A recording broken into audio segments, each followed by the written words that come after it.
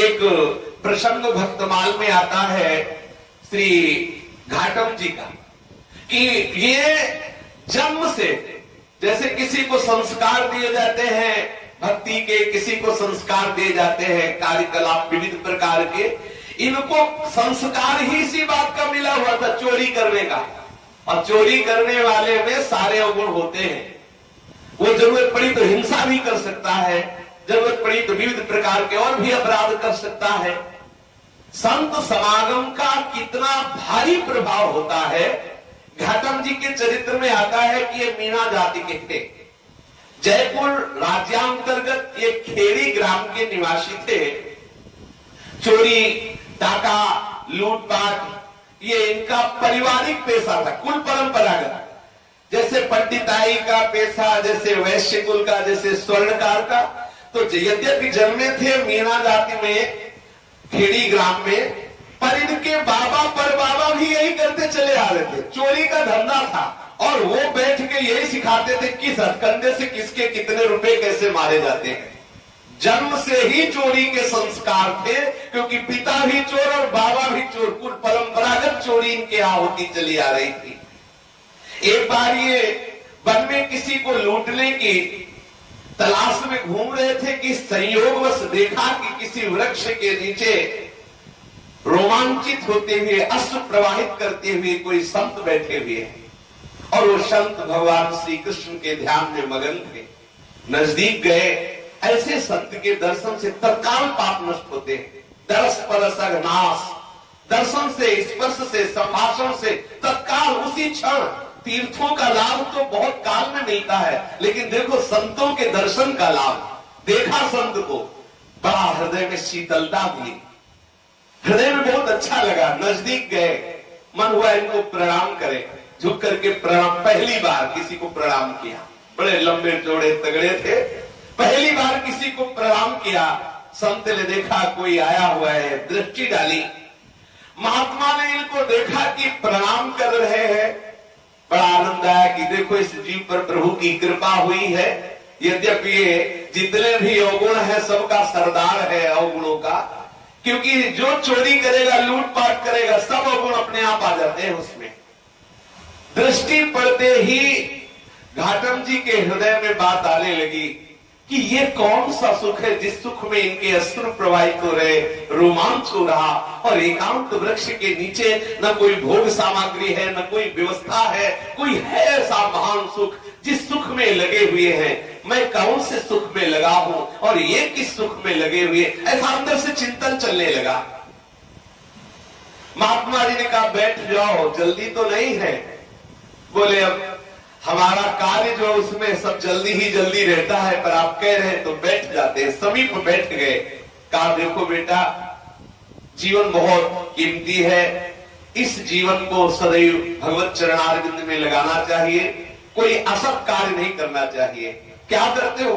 उन्होंने कहा चोरी करता हूं, डाका डालता हूं, लूटपाट करता हूं। अरे कितना अपराध वाला कार्य करते हो। ये चोरी करना, डाका डालना, ये तो बहुत निंदनीय कार्य है। दूसरों का धन चुराना, दूसरों को पीड़ा देना, देखो इससे लोक परलोक सब नष्ट हो जाता है। मेरी बात मान लो, तुम्हारे ऊपर भगवान की कृपा हुई जो तुम हमारे पास आए, आज के बाद नियम लो, तुम चोरी नहीं करोगे। घाटम जी ने हाथ जोड़ा और कहा संत भगवान, ये कदापि नहीं हो सकता, क्योंकि ये हमारी जीविका है और बचपन से हमें हमारे पुरखों ने सिखाया है चोरी करना, नियम दिया है, संकल्प करवाया है कि कभी ये धंधा छोड़ना नहीं। तुम तो आज मिले हो, बचपन से जिन्होंने हमें पाला है वो हमें नियम दिया, हमारी पीढ़ियों से धंधा चला रहा है, ये हमारे कुल परंपरागत ये चोरी करना कर्म है, इसलिए हम इसे त्याग नहीं सकते। महाराज ये छूट नहीं सकता, आप चाहे जो कुछ कहे। हमारे पिता ने हमसे कहा है कि बेटा मरते दम तक ये अपना धंधा न छोड़ना। हम ये नहीं छोड़ सकते, पर आप पर भी हमारी विशेष श्रद्धा हो रही है, हमारे हृदय का खिंचाव हो रहा है। आप इसके सिवा और जो चाहो उपदेश दे दो, आप जो कहोगे। हमारा स्वभाव है कि हम जो ठान लेते हैं वही करते हैं, यदि आपको वचन दे देंगे तो हम आजीवन वही करेंगे जो आप कह दोगे। बस एक बात छोड़ दो, लूटपाट और चोरी की बात मत कहो कि ये बंद करो, ये नहीं कर, आप और जो बोलो सो सब मान लेंगे।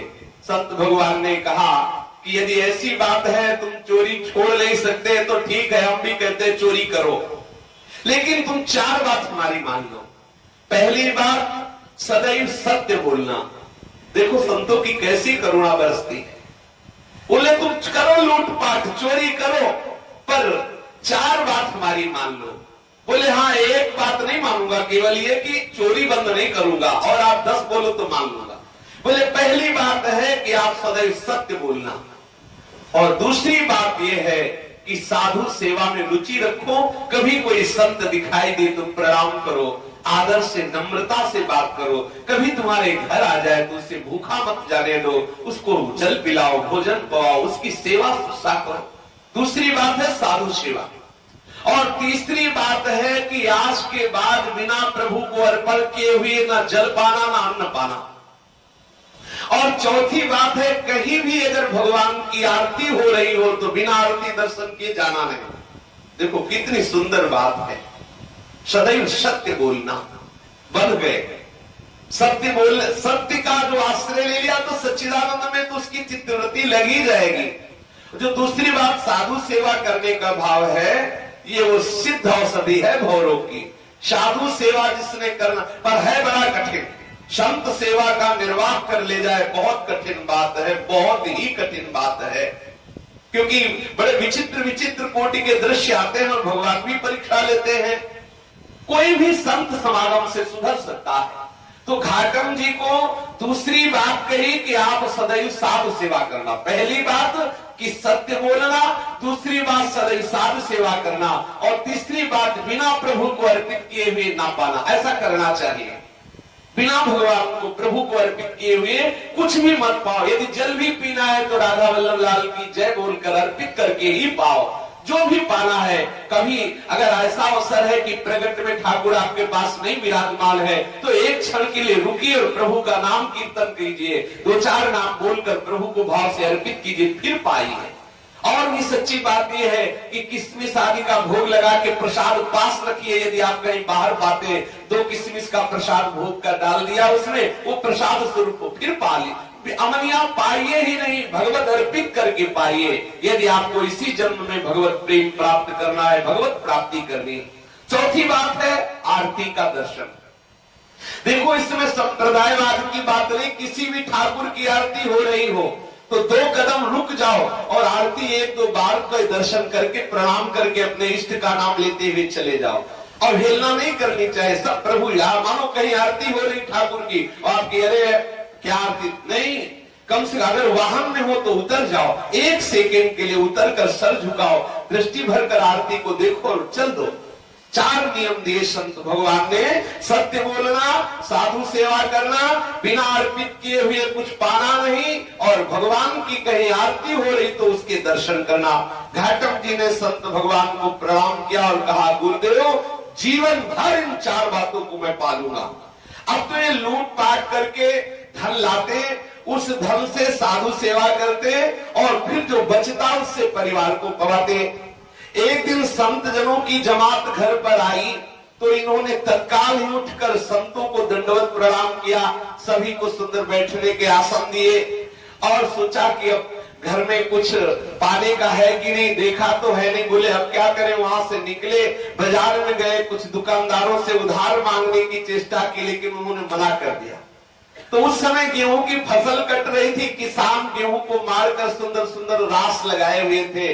गए, बड़ा सा चद्दर लेके, देखा कि किसान लोग सो रहे हैं, गेहूं भरा, जल्दी से लाए और व्यवस्था की भोजन की संतों की। पर बड़े तगड़े तंदुरुस्त थे तो पैरों के चिन्ह बन गए थे।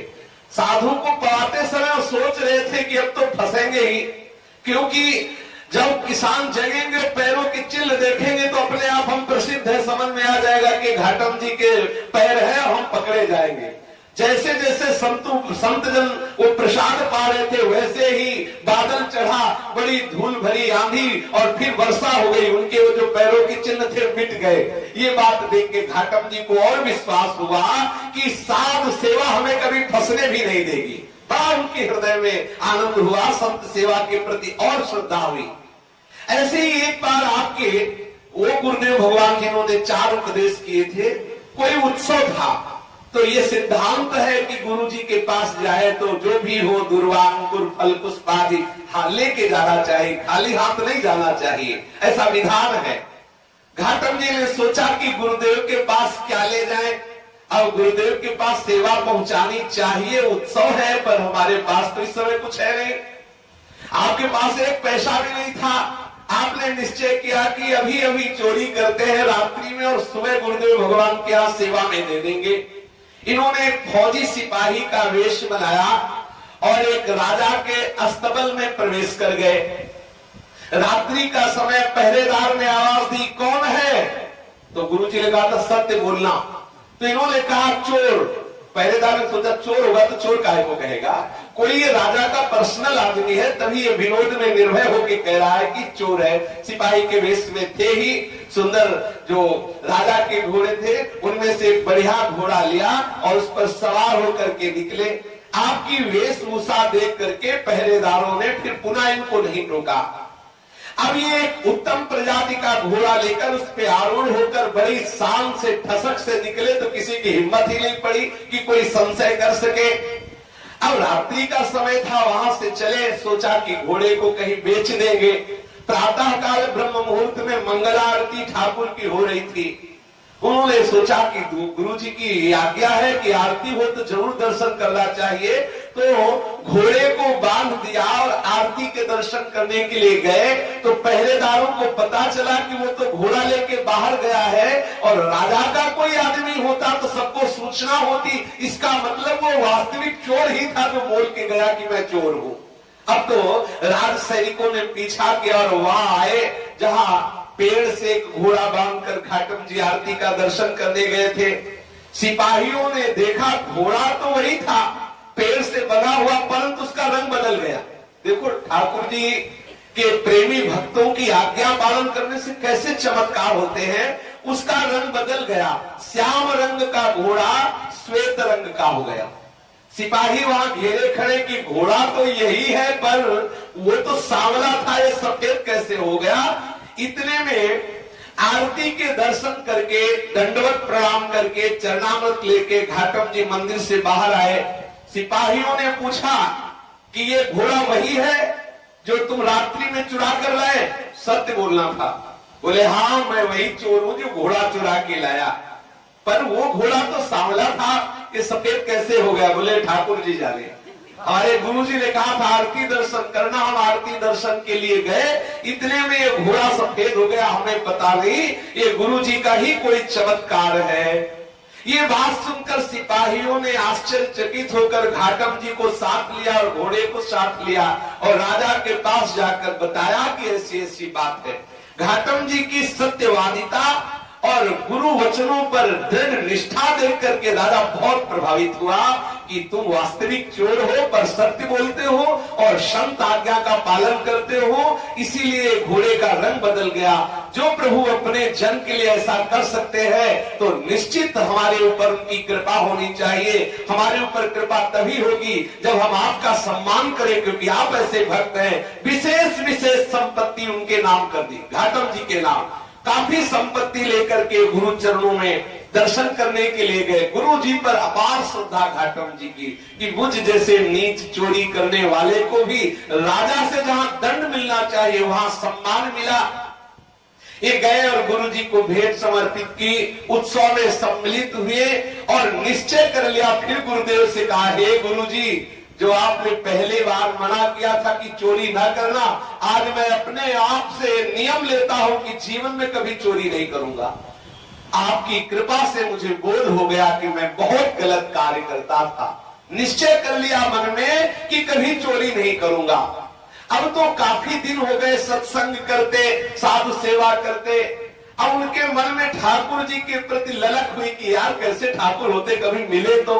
काफी दिन हो गए जब ठाकुर जी नहीं मिले तो गुस्सा आ गया उनको। उन्होंने ठाकुर जी से नाराज होकर के कहा कि पहले तो मैं यूं ही खाता, अब तो नहा कर खावा छाओ, गल में माला माथे तिलक, थारे निमित्त लगावा छाओ। ठाकुर जी पहले तो मैं बिना नहाए खाता था, अब आपके लिए मैं नहा के खाता हूं और आपको अर्पित करके खाता हूं। और देखो पहले मैं कभी कंठी माला तिलक नहीं था, आपके लिए गले में कंठी धारण करता हूं, माला धारण करता हूं, माथे में तिलक लगाता हूं, केवल आपके लिए। मैंने तो एता कर दीना, थाने की ना काई, घाटम दास जाति को मीना, तारोगे की नाई। प्रभु आपके लिए मैं इतना कर रहा हूं कि नहा के खा रहा हूं, तिलक लगा रहा हूं, कंठी बांधे हो आपके नाम की, आप क्या कर रहे हो?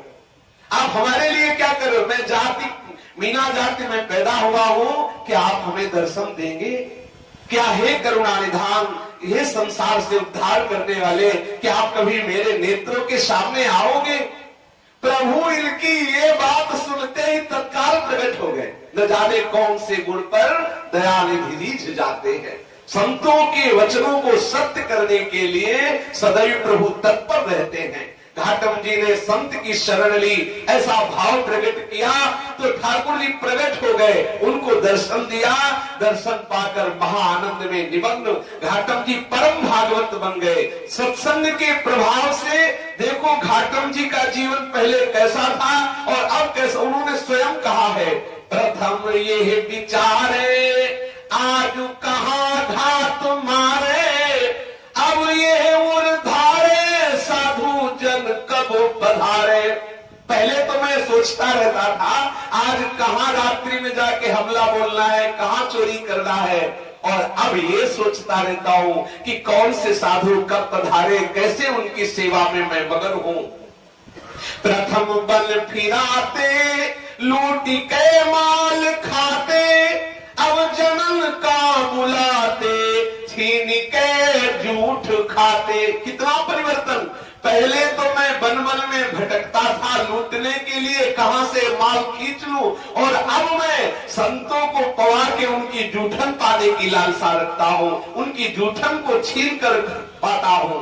अब फिरत नृप सिपाही हथकड़ी को पिन्हाऊं, अब फिरत जन घनेरे पाद रज सिर चढ़ाऊं। जब चोरी करता था, संत समागम नहीं हुआ तो सिपाही हथकड़ी लिए घूमते थे, कब बंदी बनाऊं, और जब संत समागम हो गया तो लोग चाहते हैं मेरी चरण रज अपने माथे पर चढ़ाने की। कसी विविध गति दुरंगी तब रहे दुष्ट संगी, अब सुमतियो उमंगी हुए गए साधु संगी। कैसा दुष्ट था, कैसी दुरंग चाल चलता था, कैसा हमारा स्वभाव था, आज संत की कृपा से भगवत दर्शन हुए और भगवत भक्ति का हमारे हृदय में पूर्ण प्रभाव हो गया। इसलिए सर्वोपरि सत्संग है, संत संग से घोर दुष्ट भी महात्मा बन जाता है। शेष चर्चा की। श्री राधा वल्लभ लाल की जय।